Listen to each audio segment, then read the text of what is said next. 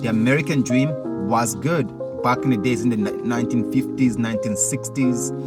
And today it's still good only for the white race. If you want to know how good the American dream is, try touching the white race. Try being a different race and doing a crime against a white person. And you're going to find out how the American dream favors them.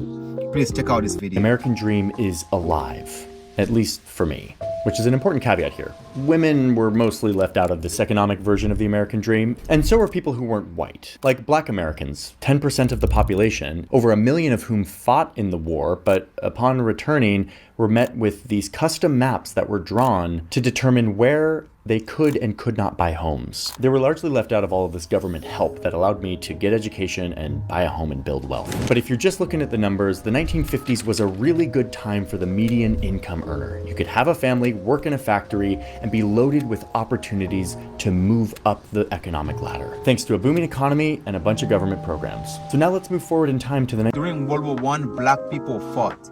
During World War II, black people also fought. But let me tell you, like, how many black heroes are shown to these days? None. How many black veterans are being honored to this day? None. And let me tell you how many white veterans are being honored to this day. A lot. Why? Black people were used like dead body to go die. World War II came, black people were used again. And let me tell you, World War III, it's coming up. And guess what? Black people will want to be used again.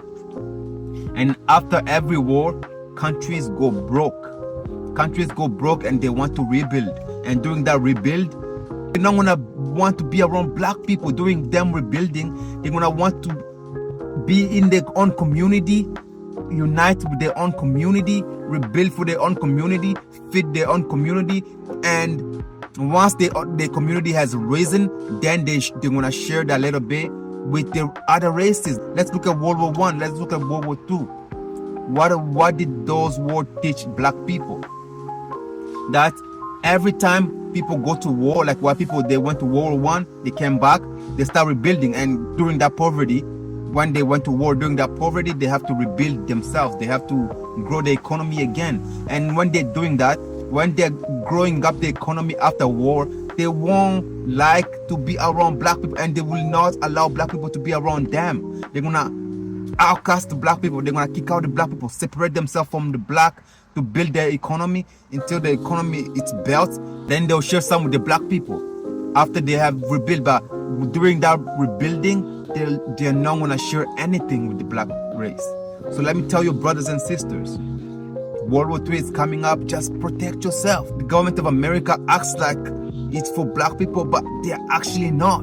The government of America acts like they support black people, but they actually don't. They love themselves. They are community based. They love themselves. They love their own race since day one. What have we learned from them? There's a lot we have learned from them. These people will always pick their own race. White people will always pick themselves. But why can't you pick your own race too? Why can't you fight for your own race for unity? Why can't you fight for your own people for reunification? This is the time we wake up, black men and black women. World War III, it's coming up.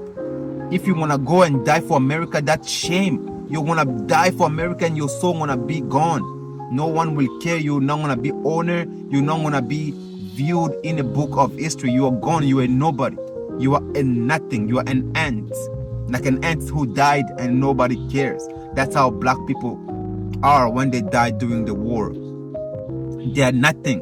So, my brothers and sisters, fight for your own race. Fight for your own people. Like, look at Africa right now. We are in the brink of uniting. We want to unite Africa. We want to have one currency. We want to have one government. We want to have one people and one army. And all these things won't be easy. It will ask for us, black men and women, to fight for ourselves, to fight for all that to be a reality. Instead of you going to die for other races, for other nation, for the white people, for the American, whatever country, white countries you want to go die for, your death means nothing. You are like an ant. If you were to kill an ant, that ant is gone. Like nobody cares about that little ant dying. Same thing with you as a black person dying for a foreign country, dying for America, for whatever white country you want to die for. You don't matter. You don't matter. Your death don't matter. You won't be remembered ever. A black brothers and sisters, let us fight for Africa. Let us fight for the reunification of Africa. Like, look at Africa. We have 54 countries. Like, what are we doing with 54 countries? And look at these countries. Since day one, they have never prospered. This country are still more divided. They are still poor. People die, children, babies die. Women are raped every day in this country. There's literally lawless. These countries are lawless. They don't have any law, and they're not respected.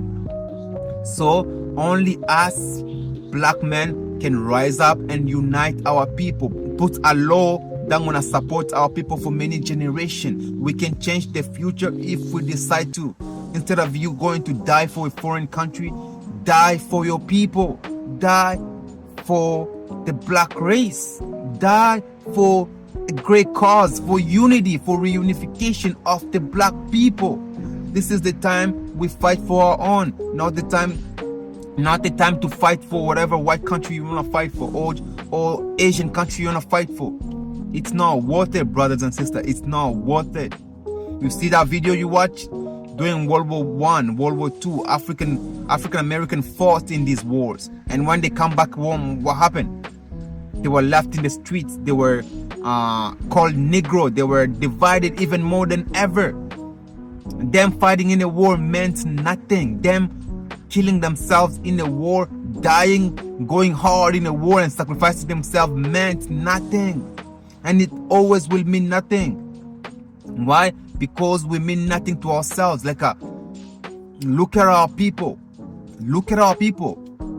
We are more divided than ever. A lot of black people don't even believe that they are black. Some of them believe they're aliens.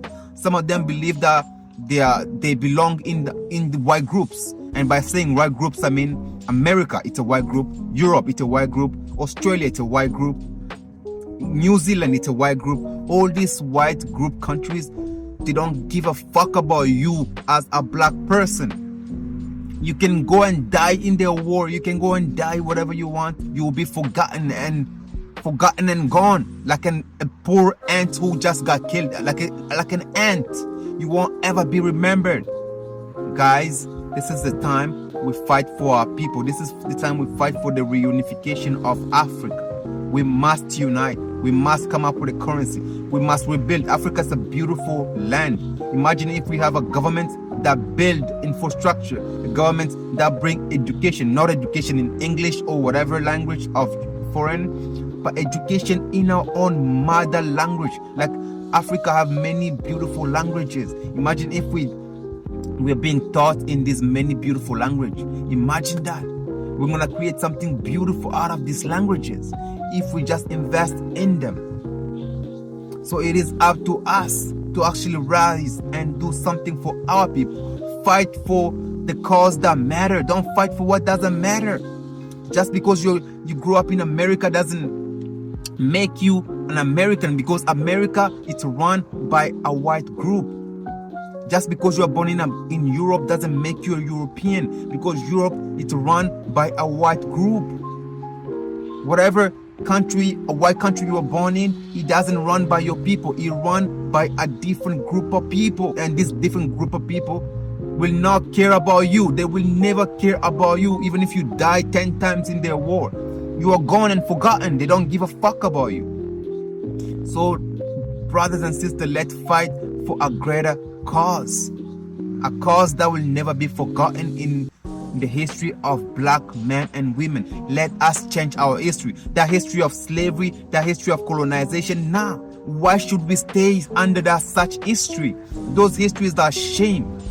Why do black people have a pathetic history like that? It is up to us to change history. History can be changed, and only us can change history. So this is the time we rise and actually change history.